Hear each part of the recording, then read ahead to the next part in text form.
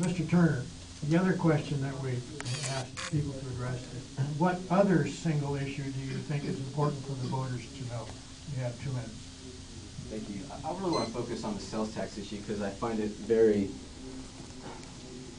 it's alarming to me. And in fact, at an earlier forum, my opponent, when I asked the question of how do we know these businesses are paying sales tax to the city of San Bernardino, my opponent responded, well, we have no reason to believe they're not.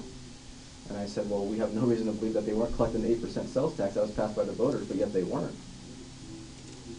Why are we not asking these questions? I've asked my opponent now for a month and a half to go out and explain to me whether or not these businesses are paying sales tax to the city of San Bernardino.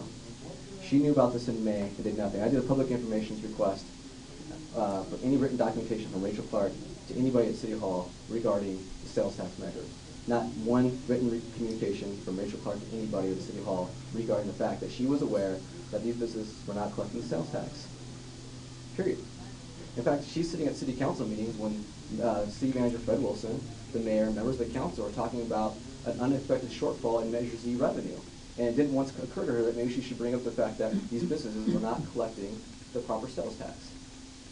She's admitted on a San Bernardino Sun podcast that there were Colton businesses that were not collecting the sales tax, or excuse me, they were collecting, but they were paying the city of Colton. And yet, not once has occurred to her or anybody really at City Hall, except I believe Councilwoman McCambick is the last city council meeting brought it up for an audit to find out if these businesses are even paying sales tax to the city of San Bernardino. I just find that preposterous, absurd. As a finance guy, somebody who's been around numbers, worked for a derivatives trading firm, knows how to read financial statements, it's appalling to me. And I don't understand why we tolerate this in the city.